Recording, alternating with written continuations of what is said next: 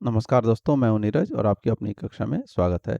इस वीडियो में हम लोग state space representation for transfer function में ही आगे कंटिन्यू करेंगे। यहाँ पर जो न्यूमेरिकल लिया गया है वो ये आपके सामने है। इसमें कहा गया है कि स्टेट स्पेस मॉडल आपको बनाना है। एक ट्रांसफर फंक्शन आपको दिया हुआ है जो क्या है, G S is equal to Y S upon U S is equal to K into C two S plus C one upon S Q plus A three S square plus A two S plus A one.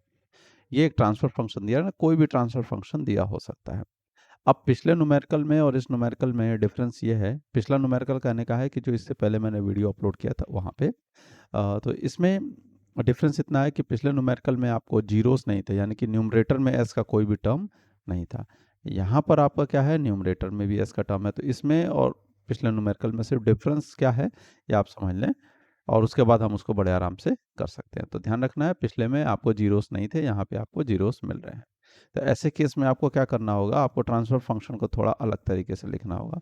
यानी कि यहाँ पर हम x1 introduce कर रहे हैं, तो देखिए यहाँ पे क्या किया हमने, x1 और x1 दोनों तरफ ऊपर नीचे मल्टीप्लाई और डिवाइड कर लिया है। तो आपको दिख रहा होगा यहाँ पे y अपॉन यू एस है, तो इसको x1 अपॉन यू एस और y अपॉन x1s लिख लिया है।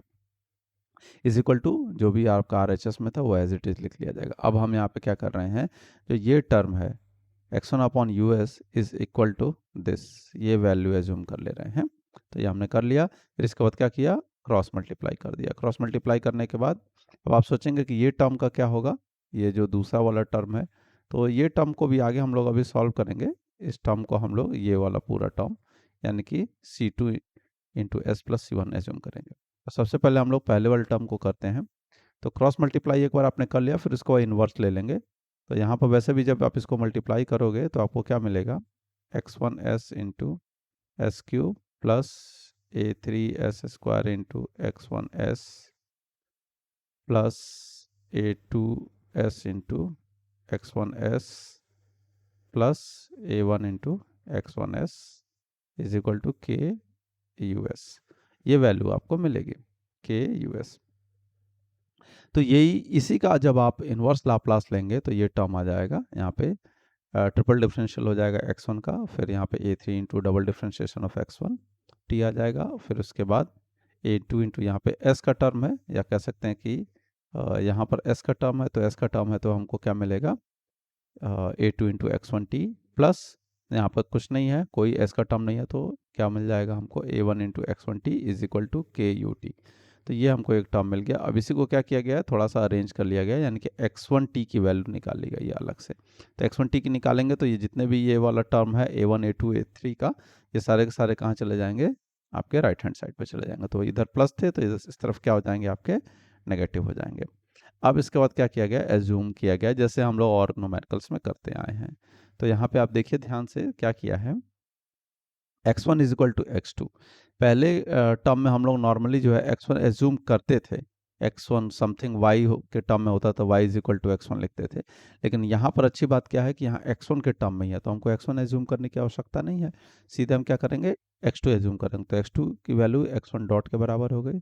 x1 double dot is equal to, यानी कि x1 डॉट का डिफरेंशियल करेंगे तो x2 का भी डिफरेंशियल होगा, उसकी वैल्यू किसके बराबर मान ली गई है, x3 के मान ली गई है।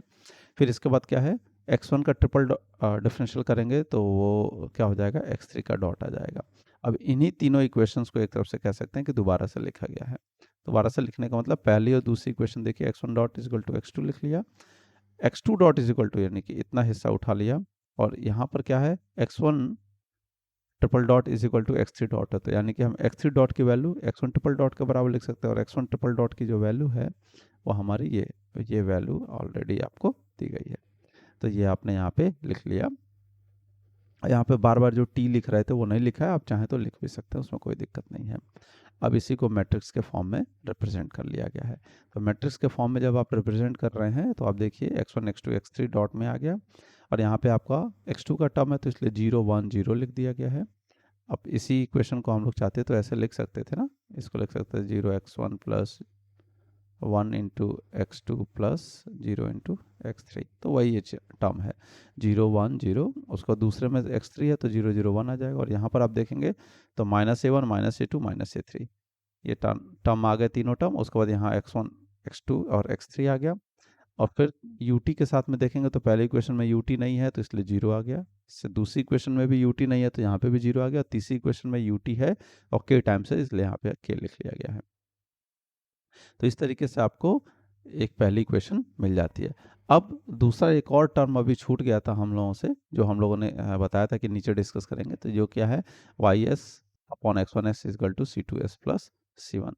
तो आप देखिए यहाँ पर फिर से वही टर्म लिख लिया गया है कंसिडर, और फिर वही पूरा प्रोसेस है, उसमें कोई डिफरेंस नहीं है। मल्टीप्लाई कर लिया, क्रॉस मल्टीप्लाई कर लिया, उसके बाद उसका इन्वर्स लाप्लास ले लिया। तो जैसे ही आप इन्वर्स लाप्लास लेंगे, देखिए यहाँ पर इसको मल्टीप्लाई करने पे क्या आएगा, C two S into X one S plus C one into X one S.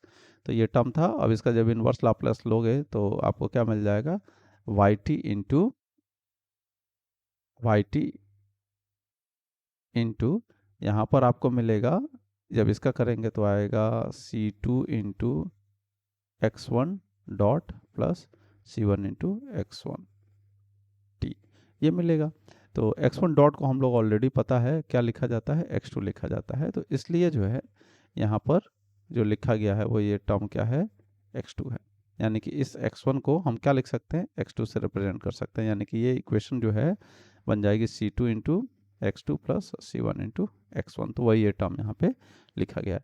अब इसी को अगर हम मैट्रिक्स के फॉर्म में लिखना चाहें तो क्या हो जाएगा, Y T is equal to C one C two into zero और एक्स टी का क्या मतलब है, एक्स टी का मतलब यही है, ये वाला जो टर्म है वो, यानी कि इसलिए सी वन सी टू और जीरो, और यहाँ पे आ गया एक्स वन एक्स टू और एक्स थ्री का टर्म नहीं है इसलिए यहाँ पे जीरो से मल्टीप्लाई किया गया है। ठीक है, ये एक्स टी का मतलब ये टर्म ही है, जैसे यहाँ पर ये एक्स टी है। हम लोग जो इसकी स्टैंडर्ड इक्वेशन लिखते हैं वो क्या होता है, एक्स ऑफ टी का dot is equal to A X T plus B U T, यही टर्म होता था, तो वही टर्म है ये। ठीक है, तो इस तरीके से हमको दोनों इक्वेशन जो है वो मिल गई। अब इसी का हमें क्या करना होगा, ब्लॉक डायग्राम बनाना होगा। तो ब्लॉक डायग्राम बनाने के लिए हमें कुछ नहीं करना है, ये जो तीन इक्वेशन है, ये जो तीन इक्वेशन है उनका इस्तेमाल किया जाएगा, और लास्ट में ये जो इक्वेशन है आपकी इसकी इस्तेमाल की जाएगी बस। ठीक है, तो मैं एक बार दोनों ऊपर के पेयर के इक्वेशन और ये इक्वेशन जो है इसको नीचे लिख लेता हूँ, और उसके बाद इसको हम लोग एक्सप्लेन करते हैं कि ये कैसे डायग्राम बना है। तो देखें मैंने जो है वो तीनों इक्वेशन यहाँ पे साइड में लिख लिया, और यहाँ पे जो वाई टी की इक्वेशन थी उसको भी अलग से हमने लिख लिया है। अब आप देखिए, तो हम लोग जो है सबसे पहले यहाँ एक्स थ्री डॉट से स्टार्ट करते हैं। तो एक्स थ्री डॉट क्या दिखा रहा है, एक्स थ्री डॉट दिखा रहा है कि इसकी जो वैल्यू है वो के U T minus A one X one minus A two X two minus A three X three, हमको इन सबको जो है ऐड करना मतलब यहाँ पे जो है समर यूज़ किया जाएगा, यहाँ माइनस है तो नेगेटिव फीडबैक हम लोग देंगे। तो आप देखिए, तो एक्स थ्री डॉट जो है वो एक्स वन पे भी डिपेंड कर रहा है, एक्स टू पे भी कर रहा है और एक्स थ्री पे भी कर रहा है। और हमें पता है कि जो हमारा एक्स थ्री है वो एक्स टू डॉट के ऊपर जो है एक्स टू डॉट जो है एक्स थ्री के ऊपर डिपेंड करता है, एक्स वन डॉट जो है वो एक्स टू के ऊपर डिपेंड करता है। तो हम सबसे पहले जो है x to dot x one dot और एक्स वन की वैल्यू निकाल लेते हैं, उसके बाद हम लोग ये वाला टर्म भी लिख सकते हैं। तो सबसे पहले देखिए, तो यहाँ आप ऐसे सोचिए कि हमने यहाँ से बनाना शुरू किया है, इसके आगे हम लोग बना रहे हैं। तो एक्स थ्री डॉट कहीं से हमको मिला, अभी हम लोग इधर से ले आएंगे उसको। तो एक्स थ्री डॉट को अगर इंटीग्रेट कर देंगे तो वही हमारा क्या बन जाएगा, एक्स टू डॉट बन जाएगा। ठीक है ना, एक्स थ्री आएगा और एक्स थ्री की वैल्यू क्या है हमारा, एक्स टू डॉट के बराबर है। फिर उसके बाद जो है अगर एक्स टू को इंटीग्रेट कर देंगे तो हमें एक्स वन डॉट मिल जाएगा। तो देखिए एक्स टू को हम लोगों ने डॉट को इंटीग्रेट किया तो हमें एक्स टू मिला, और एक्स टू की वैल्यू किसके बराबर है, एक्स वन के बराबर है। अब एक्स वन डॉट को इंटीग्रेट कर देंगे तो हमें क्या मिल जाएगा, एक्स वन मिल जाएगा। क्लियर है, अब इतना कर ले, या अब आप देखिए तो हमको एक्स वन पता है, एक्स टू पता है और एक्स थ्री पता है, ये तीनों वैल्यूज़ जो हैं हमको यहाँ पे मिल रही हैं। अब हमने यहाँ पर x1 के साथ a1 का मल्टीप्लाई किया, x2 के साथ a2 और x3 के साथ a3, और इनको समर का इस्तेमाल करते हुए हम यहाँ पे ले आए। तो यहाँ हमको जो वैल्यू मिलने वाली, देखिए यहाँ हमको जो वैल्यू मिलेगी वो मिलेगी a3 इंटू आपका x3, यहाँ पे मिलेगी a2 इंटू x2 और यहाँ पे मिलेगा a1 इंटू x1। यहाँ पर वही वैल्यू आएगी a1 इंटू x1 यहाँ पर। फिर जब लेकिन यहाँ आएगी तो ये दोनों जुड़ जाएंगे, तो यहाँ हमको क्या मिलेगा, A one into X one plus A two into X two. फिर यहाँ आएंगे तो इसके साथ ये वाला भी सम हो जाएगा, तो हमें क्या मिल जाएगा, A1 into x1 plus A2 into x2 plus A3 into x3, ये तीनों मिल जाएंगे। अब लेकिन यहाँ पे लग गया है नेगेटिव फीडबैक, तो जब नेगेटिव फीडबैक होगा और ये हमारा पॉजिटिव है, तो जब ये दोनों जुड़ेंगे तो ये वाला टर्म हमको मिल जाएगा x3 डॉट। तो इस तरीके से x3 डॉट हमें मिल जाएगा। अब इसके बाद yt की बात करते हैं, तो yt क्या दिखा रहा है, c1 into x1 plus c2 into x2। तो यहाँ पर हमारे देखिए x1 है, x1 में हमने c1 मल्टीप्लाई किया और एक समर लगा लिया। ऐसे ही यहाँ पर x2 ये है, x2 से c2 को मल्टीप्लाई किया, गेन लगा लिया और दोनों को ऐड कर दिया, तो हमें yt की वैल्यू मिल जाएगी। ठीक है, तो इस तरीके से जो है हम लोगों को ट्रांसफ़र फंक्शन के जो स्टेट स्पेस रिप्रेजेंटेशन है वो कर सकते हैं, और उसके बाद जो है उसके मदद से अगर हमें ब्लॉक डायग्राम बनाने के लिए कहा जाता है तो उसको भी हम लोग ड्रॉ कर सकते हैं। तो आशा करते हैं कि आपको वीडियो पसंद आई होगी। अगर वीडियो पसंद आई है तो अपने दोस्तों के साथ शेयर करें, और चैनल पे नए हैं तो चैनल को सब्सक्राइब कर लें। धन्यवाद।